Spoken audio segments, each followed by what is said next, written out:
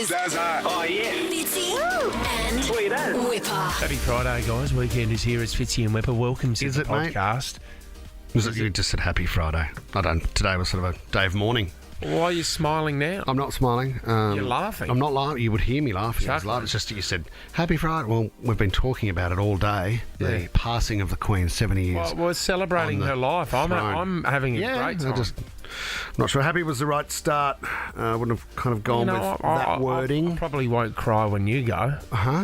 There'll be celebrations. What, the King of Radio does? We would probably dedicate, Tommy, we'd dedicate 15 minutes of the show to him. Probably a bit less. I've got a 10-second highlights package ready to go. Great. For longer than that. I've always thought of you as sort of Richard III.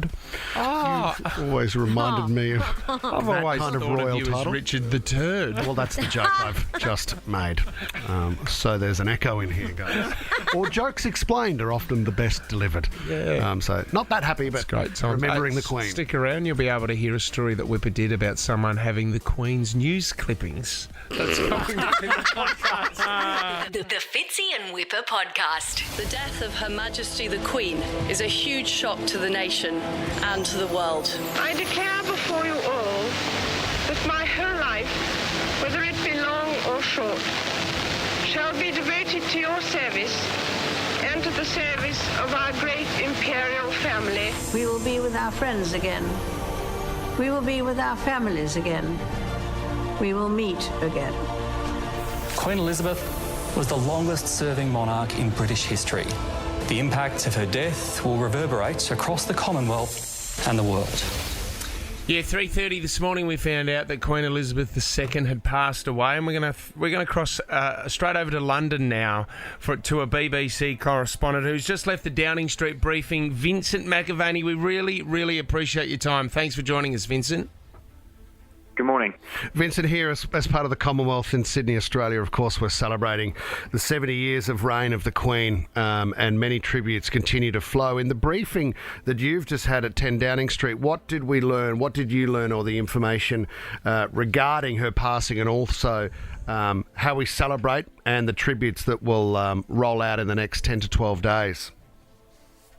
Well, we had a strange experience here in that we saw in real time the Prime Minister, Liz Truss, was informed that the Queen's health had taken a turn. At around midday, she was giving her first major policy announcement in the House of Commons on a new deal to sort out energy bills, when a note was passed to her by her colleague Nadine Zahawi, who is Chancellor of Duchy of Lancaster, and that note informed her of that first statement that we were getting a few minutes later from Buckingham Palace, that following evaluation, the Queen's doctors had recommended that she stay under medical supervision at Balmoral. So we saw her react in real time to receiving that news, as well as other senior members of the government and the opposition as well. Now, the briefing that I've just attended has made it clear that the Prime Minister was then in Downing Street, and at 4:30 this afternoon, so 2 hours before the official announcement went out, she was informed by her cabinet secretary that the Queen had passed away at Balmoral. That announcement, as I said, went out at 6:30 publicly, and shortly after around 7 o'clock, the Prime Minister spoke on Downing Street, giving a statement in which she called the Queen the foundation of modern Britain and paid tribute to her decades of service. Now, we understand the Prime Minister, after that statement, spoke to King Charles III, which takes some getting used to saying, of course. 73 years he's been Prince Charles, the Prince of Wales, but now it is confirmed he is King Charles III. And a few moments ago, a meeting got underway between the Prime Minister, the relevant government secretaries, heads of departments, palace officials, and the police and military officials to go through plans for what will now be 10 days of official mourning starting tomorrow, which will culminate, we believe, in the state funeral on the 19th of September. We're looking at the images now, as obviously the flags here are half masked, but as it falls of 9 p.m, I think your time, Vincent, we're looking at the people gathering outside Buckingham Palace. And when you talk about 10 days of mourning, what does that look like? Is that all businesses shut down? What are the services that are still on offer when people take that moment for 10 days to recognise the Queen? Well, we're still waiting for confirmation now. The briefing that I was in, they didn't want to step on toes. The palace, who will sort of put out official word in the next few hours, and we'll get a picture. There have been lots of rumours about what exactly would happen, and plans, of course, changed. So the plan for the monarch's death was known widely as Operation London Bridge. Because she's actually died in Scotland, it is now known as Operation Unicorn. A different plan kicks into place because, for anyone that doesn't know, Balmoral is near to the city of Aberdeen, which is in the northeast of Scotland, a long way from London. So there will be a plan in place now to return her to London in the coming days, and then she will lie in state, and then, of course, we will have the funeral. So it's quite, we're waiting for confirmation of all the details yet. What we do know is things like sports associations are being given the option of whether they will cancel fixtures in this period. I think many of them will do. We know that comedy can't be played on television. Radio stations have to play softer music during this period.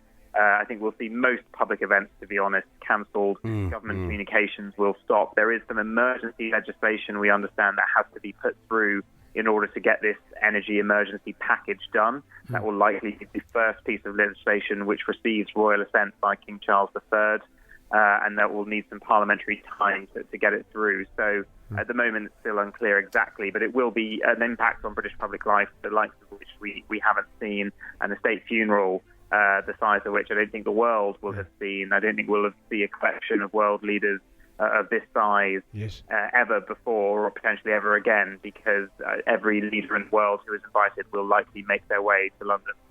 Wow. Just quickly before you go, can you just tell us where will she be laid to rest? For anyone that doesn't know in Australia, Vincent, where will she be laid to rest? I would anticipate, and this is not confirmed yet, but I would anticipate it will be in Windsor, which is where the Duke of Edinburgh is laid to rest. And also, she spent the last 2 years of her life there in the bubble that was formed for her during the pandemic. But also because of her childhood during the Blitz and the Second World War, it's where she spent much of her time as a young girl, Lilibet, as she was known then. And so I expect she will be laid to rest there. Well, we appreciate your time. We know how busy you are, Vincent. Thank you very much for coming on the show. Thank you. How good is exploring our amazing backyard again? And ticking off all the big Aussie things: pineapples, bananas, melons. Oh, hearing you say that makes me hungry. Head to whatif.com and start planning your big Aussie adventure. What if? It's Aussie for travel. We're celebrating the life of Queen Elizabeth II this morning. If you're just waking up, at 3:30am we received the news that she had passed away. And Sarah, obviously the family getting together, a majority of the family were there bedside for her.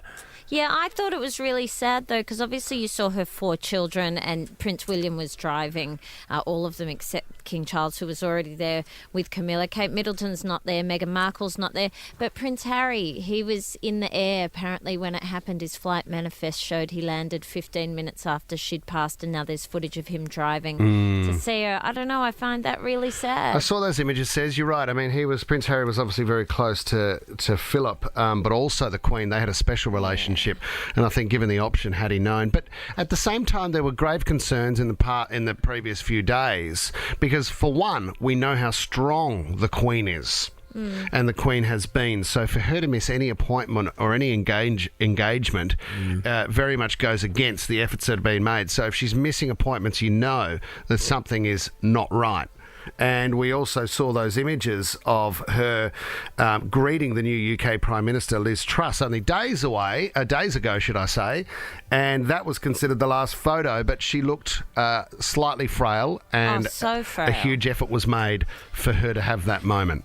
I'll tell you what I find fascinating, that as part of the days of commemoration that happen now, the 10 days or 12 days, that there's 3 days where the public can go, 23 hours a day, the body is there for you to go and visit. Wow, there's a viewing? Yeah, but I don't know, I don't think it would be an open casket. Selfies? But No? Well, I just think... Don't think so. No. 3 days of that. I mean, that's pretty amazing. Imagine the queues of people who'll be going to see her. What church were we in where there's all the tombs of previous queens and That's kings? at Windsor. That's Windsor, That was- yeah. Windsor, which is really eerie to walk over. It is. That's St George's Cathedral, if I'm correct. King George, King yeah, George's that's Cathedral. her father's, and that's where her father is, and that's where they thought she might be laid to rest. But says, I believe the Queen Mother is also there.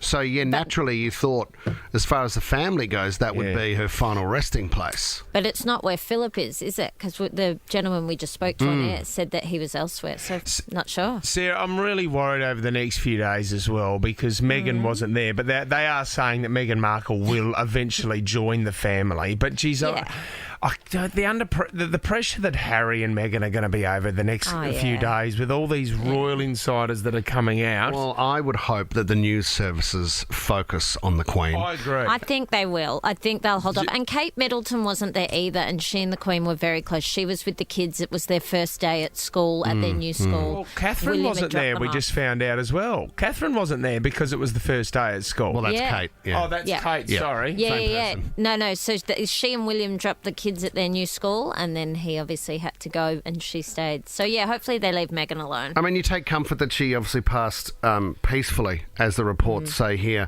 But you know what? 70 years at reign, and we mentioned yesterday, we're only talking, says she took over as the Queen. She turned from a princess to a queen at the age of 25. Amazing. And I believe it's the second longest reign ever by anybody at the throne. On the throne, should I say? Oh, no, Tom made it rain at the Christmas party for a very Different. long time. That's completely That is different. another story for another day. You were yelling feeling out. awkward. You were yelling out, "I'm the king" at the time, but that You know story what? won't be broken. The first thing I thought of was you walking into when we hear now that it's not Prince Charles III, it's King Charles III. You know how Wippa walks into a room or into the office and go, "King's here." The King. Never do that. You do, mate. You do it all the time. You can't do it anymore. So now you want me to walk in and say, "The king's elsewhere," but the prince is still hanging around in the shadows. You can't. Do I need a new anymore. title? Do I? No, he's got the title now. Okay. From today officially, Okay. you cannot say that anymore. I step down. The Fitzy and Wippa podcast. Taking your calls, yes. Sonia in Mount Druitt, welcome to the show. What do you want to talk about, Son? Oh, hey guys, how are you all? Very well. Really good, son.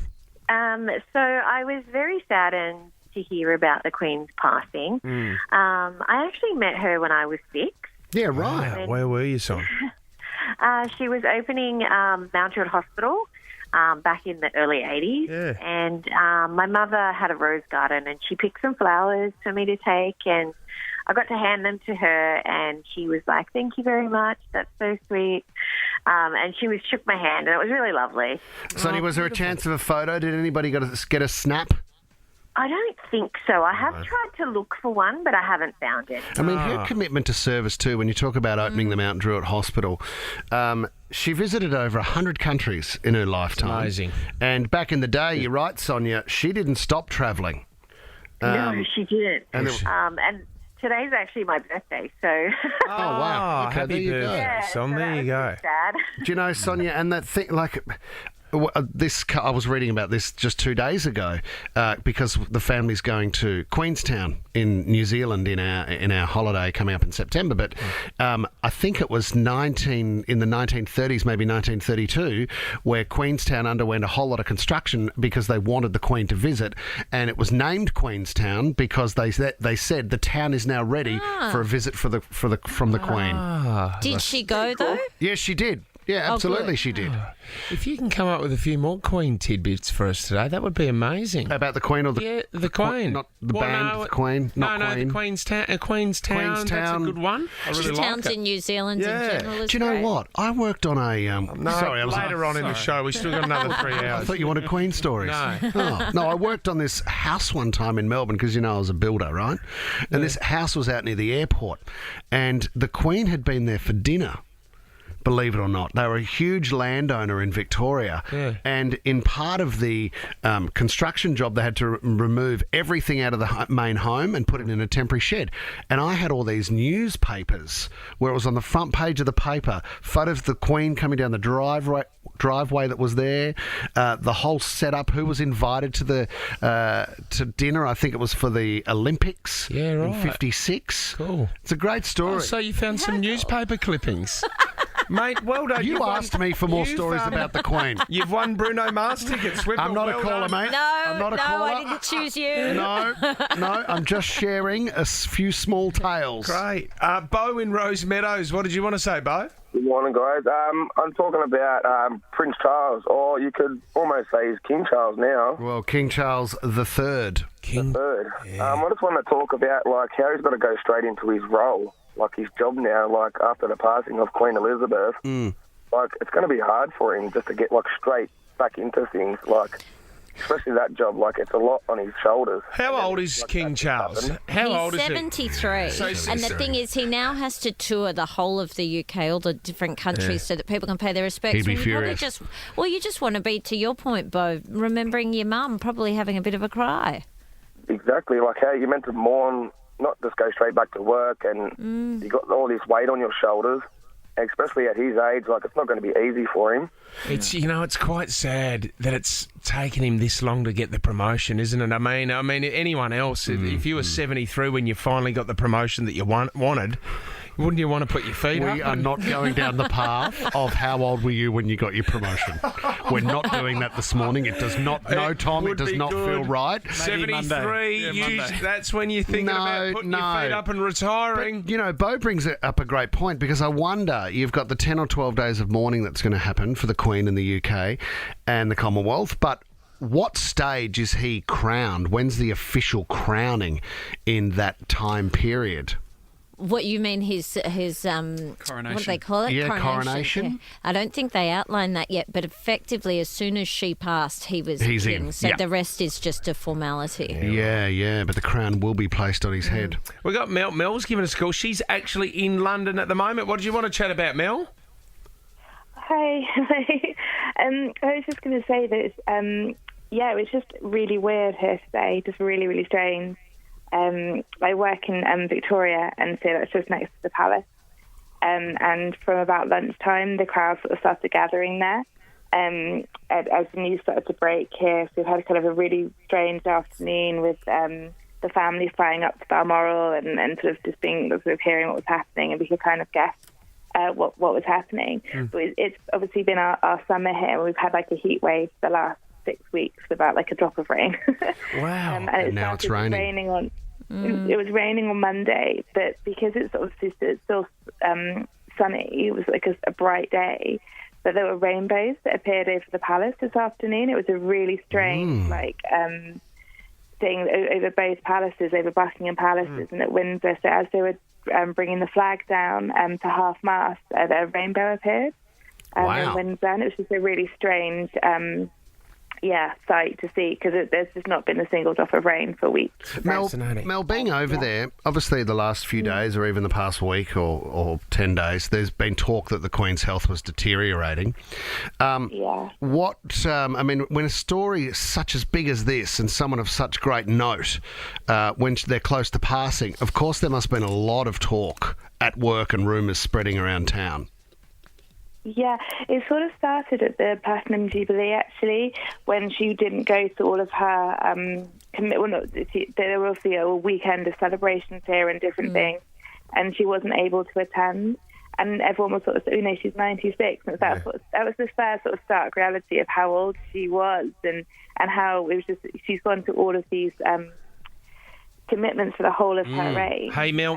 First time that she started to peel back a bit, and we were like, oh, okay, well, she's obviously elderly. And then, we've obviously the new Prime Minister was sworn in 48 hours ago, and obviously that was all over the news, and everyone was saying, and the fact that was done in Balmoral up in Scotland. Up until now, it's always been done in London. So the fact that the Queen couldn't travel down, people were saying, it's at her house. And she normally spends the summer up in Scotland, so that was where she normally would be, and she comes back about October time. Absolutely. So beautiful. We've just seen that image too that Mel was talking about, the double rainbow. It's unbelievable. Hey, the other thing as well, did you buy for your mum, Whip, did you get? Was it the Queen Elizabeth plates when you were over there for the wedding? I bought a lot of them. Be limited edition now. Well, they would be a collector's item, without a doubt. And I would suggest the official Buckingham Palace store, Tommy, which we've been to. Yeah, I bought the plates. Tommy bought the shortbreads. Yes. I would say you gave your plates to Nadia Bartel, didn't you? Oh, very good. You're not hitting the mark this morning, are you? I mean, we're celebrating the Queen, the head of our Commonwealth, and you're doing Nadia Bartel gear? When we do celebrate the life of Queen Elizabeth II, we do have to give away some Bruno Mars tickets. And Sarah, this is a tough one for you this morning. No, obviously, I think it's cute. Sonia in Mount Druitt, she met the Queen at Mount Druitt. Well done, Sonia. Going to Bruno. Oh, my God. Thank you so much. What a strange twist from the Queen to Bruno Mars. All yours, Son. And happy birthday. Thank you so much. Happy birthday, Sonia. Celebrate the reopening of Allianz Stadium with global superstar Bruno Mars. It's Friday 14th and Saturday 15th of October. Tickets are on sale now at ticketek.com.au. The Fitzy and Wippa podcast. Celebrating the life of the Queen, and there's some phenomenal stories, obviously, over the 70 years of reign. You do hear some amazing tales, and we want to reflect on those this morning. One that I love was from Richard Griffin, Dickie Griffin, he was known as, and he was the ex-royal bodyguard to the Queen. So wherever she went, he went. And it was a story of when they were going for a walk around Balmoral, where she passed away in the area that she loved. And I won't tell the story. We'll get Dickie to tell the story. Have a listen. One of the picnics I went out with her, we had a lovely picnic, but there was two hikers coming towards us, and it was two Americans on a walking holiday. And it was clear from the moment that we first stopped, they hadn't recognised the Queen. The American gentleman was telling the Queen where he came from, and sure enough, he said to Her Majesty, "And where do you live?" And she said, "Well, I live in London, but I've got a holiday home just the other side of the hills." She said, "I've been coming up here ever since I was a little girl, so over 80 years. And you could see the clogs thinking. He said, "Well, if you've been coming up here for 80 years, you must have met the Queen." And as quick as a flash says, "Well, I haven't, but Dick here meets her regularly." So the guy said to me, "Oh, you've met the Queen, what's she like?" And because I was with her a long time and I knew I could pull her leg, I said, "Oh, she can be very cantankerous at times, but she's got a lovely sense of humour." Anyway, the next thing I knew, this guy comes around, puts his arm around my shoulder, he gets his camera, gives it to the Queen, and says, "Can you take a picture of the two of us?" Anyway, we swapped places, and I took a picture of them with the Queen, and we never let on. And then Her Majesty said to me, "I'd love to be a fly on the wall when he shows us photographs to the friends in America, and hopefully someone tells him who I am." Oh, amazing. The moment the penny would have dropped for that man. Isn't that magnificent? She loved Australia as well. She visited here frequently. New South Wales, I didn't know, 12 times she visited here. Huge fan. She opened up Parramatta Stadium in 1986. It's amazing, isn't it? I mean, I think she was 5'8" with Sterlo that day, and they had a win. I think so. But one of my highlights, Kerry O'Keefe went on the back page once, and there was, I don't know if you remember a story, but Dennis Lilly, she met the Australian cricket team, and Dennis Lilly tried to get her autograph. Kerry O'Keefe was right next to Dennis Lilly in the Australian cricket team at that time, and he said he had problems with his hands. He was a spinner. This is him telling the story. But the funny thing was I had arthritic spinning fingers, and I needed cortisone injections regularly. And at that stage of the game, it was in the balance. And I thought, I'm waiting in line, and they'd washed our hands and said, "Just offer your hand and say, ma'am." And I thought, I'll give her a wet fish because I'm trying to protect my fingers for some vipers. And she'll give me a wet fish and I'll be okay. And she gave me the Malachi Crow. Not a bit for England. And my legs buckled. Everyone thought, Skull's curtsied. So she had a solid handshake. That's awesome. Wow. His knees have gone down and everyone's gone, "Oh, he's curtsied. What a legend." Oh, my gosh. Isn't that sensational? Joe from Holdsworthy joins us. Now, Joe, you served in the British Royal Navy and you met the Queen. I did, yeah. On how many occasions, Joe? Oh, just the one. Just the one. She visited the unit I was serving at the time, and I was on parade, and she was inspecting us. And what are you told? What are the instructions beforehand, Joe? Well, it's the same. Any parade, it's just you just obviously you have to stand there to attention, and you speak to her if she speaks to you. Yeah. Sorry, I'm a bit nervous. No, don't be silly, Joe. It's obviously emotional for you too, as a British citizen. Yeah. I got to meet Charles and Anne as well. So So both of them whilst surfing. I was one of the first females to see in 1999. Yeah, right. 1990. And Charles came on board and I spliced the main brace with him. So that's a tot of rum. Right. And Anne visited us on another ship I served on, and she came and visited sleeping accommodation, so the mess deck. Oh, wow. Was it a mess, Joe, or did you clean it up for her?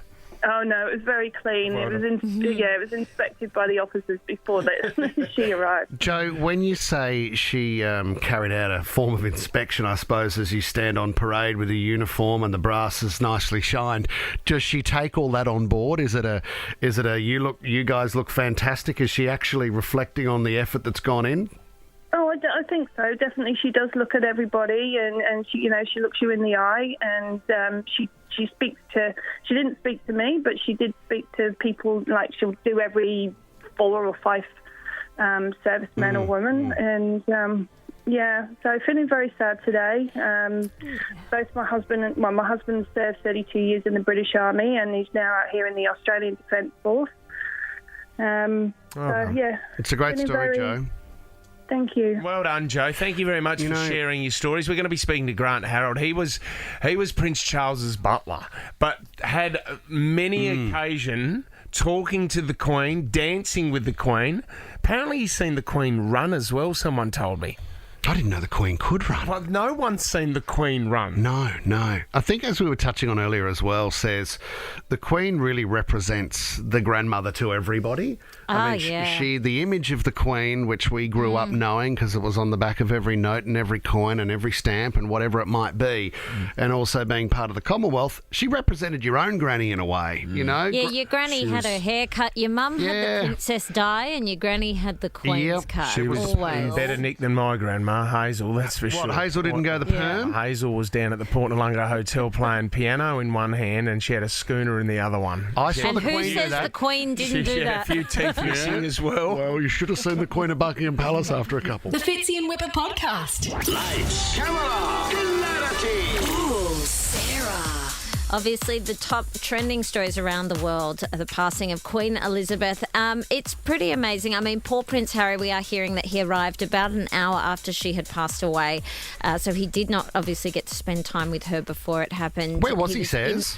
He was in the air. He and Meghan, apparently knowing she was unwell, had tried to come back. And so Meghan's in London. Harry's jumped on a flight to go to Balmoral, but was in the air, unfortunately, when it all happened. He would have seen her. They've been back in the UK for a bit. They hadn't seen her. That's the thing. They hadn't seen her on this visit. Yeah, is that 100% sure? Yeah, because she's been in Scotland and they were in the UK and then they went to Germany for the Invictus Games. Okay, right. So, feeling very sad for him. Interestingly, though, given the passing of the Queen, his 2 children are now technically Prince and Princess. And obviously there was that conversation around whether or not they would get titles. And Charles can say no, because we know he's trying to slimline the royal family. But at this stage, they do have Prince and Princess, His Royal Highness titles, if they choose to use them.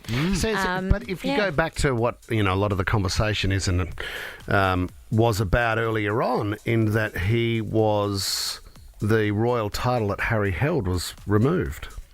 No, well, Harry's still a prince. They're not working royals. Right. So Beatrice and usually, or best option is Princess Zara Tyndall. She's not a working royal, but she still has the title. And these children would be the same.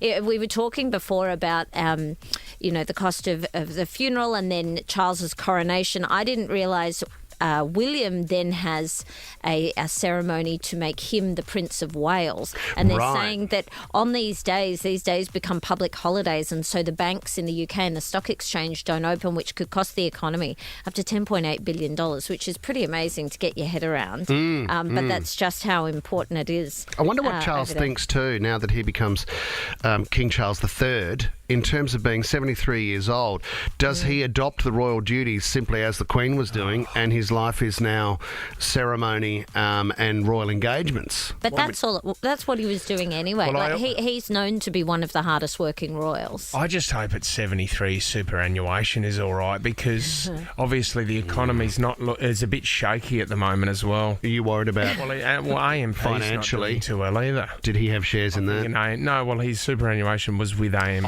You're very thoughtful, Fitz. I think more he now has to tour the UK, and I feel sad for him. Wouldn't you just want time to remember your mum? You feel sad for Harry having time to, this was a family member for these guys, mother and grandmother. Oh, anyway. yeah.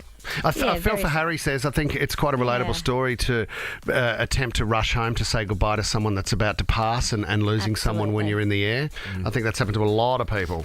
I agree, and the photos of him in the car driving to see her, he looks quite distressed. Of course. It's quite sad to watch. Some tributes from around the world. Obviously, I mean, it's been phenomenal. I can't even start to tell you. Everybody obviously posting their feelings on social media. And some celebrities, because we know she had this funny, silly side as well. She could, have a laugh, and she met celebrities all the time.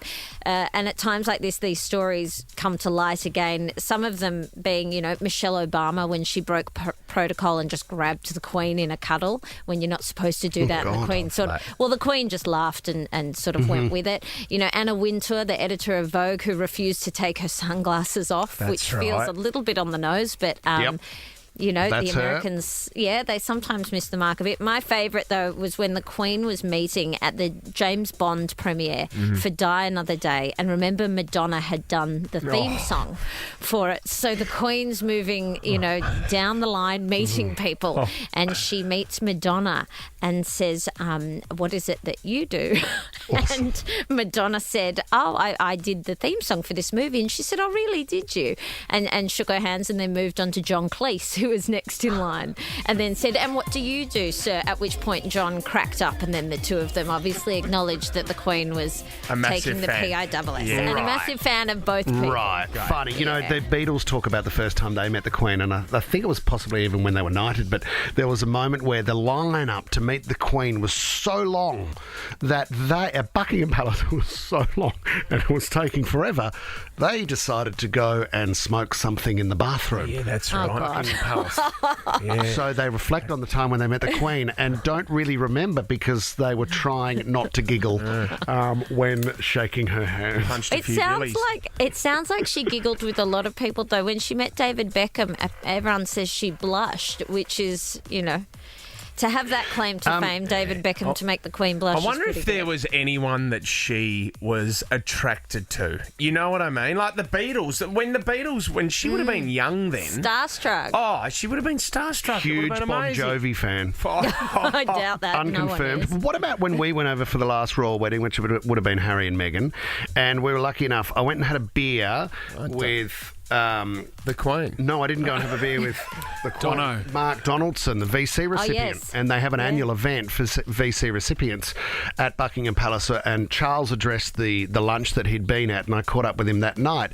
And he'd also sat down with the Queen that afternoon. And he said her knowledge and her memory, and of course she has minders and people brief her on topics, but it was amazing to sit down for 20 minutes, one-on-one with the Queen, and have a conversation where her memory and her thoughts were so up-to-date and so on speed that he was blown away. But he said he wasn't sure if he crossed the line asking personal opinion questions based on topical events around the world. And if she didn't agree with something, she wouldn't so much acknowledge it. She would just drop her head or point her finger like that and shake her finger as if to say, I do not approve. No direct quote here. Amazing. Yeah. You're listening to the Fitzy and Wippa podcast. Let's cross to London now. Seven's UK Bureau Chief Hugh Whitfield joins us. Hugh, we know how busy it is this morning, so we appreciate your time. Where are you at the moment, Hugh, and what's happening? Good morning, guys. Well, I'm at Balmoral Castle at the gates here, where there's been a trickle of people coming through. It's a pretty sparsely populated part of Scotland, but nonetheless, mainly locals and some of the tourists staying in the villages around here have been coming here in the hours after the announcement that the Queen passed away. here at Balmoral to lay flowers, and there's a few candles over by the gates as well. Outside Buckingham Palace, much bigger crowds. That's the epicentre of the nation, of the grief, of the mourning. But this is where, here at Balmoral, this is where the Queen passed away, with Prince Charles and Princess Anne at the very least with her for most of today. Hugh, I mean, with the images we have here on the TV outside Buckingham Palace, it's a wet night over there as we nudge past, or we're close to 11 p.m, are we, Hugh? The mourners that are gathering there, I mean, the world does stop, and now we prepare for 10 to 12 days of mourning. Yeah, look, this is a big moment. This is a big day. You'll remember when you heard this news. The most remarkable reign that the world has ever seen, 70 years by Queen Elizabeth, and the beginning of a new reign, King Charles III. He is king immediately. He'll be proclaimed in London in the next 48 hours with Camilla, the Queen Consort, by his side. This is a moment in history that you'll remember, that people want to be a part of. That's why they go to places like Buckingham Palace, to be a part of this moment and to mourn the loss of the Queen. And for the family here, this is an intensely private moment. They've lost a mother, a grandmother, a great-grandmother. Prince George started, and Charlotte and Louis started school at a new school today down in Berkshire near Windsor. They got home to learn that their great-grandmother had passed away. And we know that Charles and Anne and Camilla made it here to Balmoral Castle before Her Majesty did die. Other members of the royal family scrambled up here. I don't think they got here in time. Edward, Andrew, William and Sophie. And Prince Harry definitely didn't make it up. He was the last to arrive here after the announcement was made public.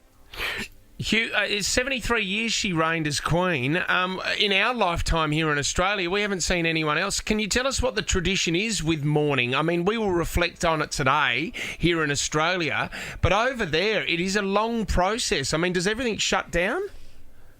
Yeah, look, 70 years on the throne, the Platinum Jubilee, she celebrated in June. There'll be at least 11 days, I think, before the funeral is held. There'll be, during that 11 days, all sorts of commemorative events. The Queen's body will remain here at Balmoral before being moved to Edinburgh and then London for days of procession through the streets, and then the funeral on, I think, probably 10 or 11 days from now. Royal mourning usually lasts for 30 days, but between now and the funeral, sporting events will be suspended. Play in the cricket, England is playing a test, I think in London at the moment. That will be suspended. Football will go on hold. Even things like comedy shows in the BBC will go off air until the funeral. So there are ancient traditions, but also kind of modern versions of it, like with the football and the TV. So it's not something that we have ever seen in a modern era like this. King George VI passed away in 1952. It was a very different world back then, and it goes to show how much the world has changed while the Queen's been on the throne. Hugh, we were talking earlier, and as you talk about, there's the tradition and then there's the more modern-day version of how things play out with the passing of someone of such note. But we were discussing the idea that there would be a chance for the general public to view the Queen as she lies in state. Is that correct? Yes, so at some point in the next 5 or 6 days, when the Queen's body makes its way, the coffin makes its way down to London, it will be carried through the streets of London to Westminster Hall, which is the oldest part of the Palace of Westminster, where the British Parliament sits. The Queen's body will lie in state there for, I think, four days at least before the funeral at Westminster Abbey, just over the road. But during that 4 or 5 days, there'll be an opportunity for hundreds of thousands of people to line up outside and then walk past the coffin. As they do, there'll be 4 members of the armed services posted at each corner. And then at one point on one of those evenings, the foremost senior men of the royal family, including Prince William and the new king, will also stand there as a guard of honour for the late Queen. For the Queen Mother, there was a similar sort of thing. The line stretched all the way down to the next bridge at Lambeth, over the bridge, back up Extraordinary. Towards London Eye. Expect to see those sorts of scenes. The Queen's body remains here at Balmoral. It will be in the ballroom at Balmoral Castle in the morning if it's not already. And that will give members of the royal family and the household staff here their own private time to reflect and to pay their respects to the Queen. But make no doubt about it, there's no mistake about it, this is a monumental week that Britain is about to experience. It will be extraordinary. And Hugh, how far off are you securing the first chat with King Charles III? Are you close, Hugh? Well, I was trying to get a chat with him for a long time. Don't know how I'm going to go as king. But no, seriously, I mean, he's in for... This is going to be very different because he has done interviews in the past, about things like the environment and climate change and sustainability and things like that. He's been very open about some of his views. That's going to have to change for Charles now because he's now the king. He's the king of the UK and Australia, and he's got to keep some of those views to himself.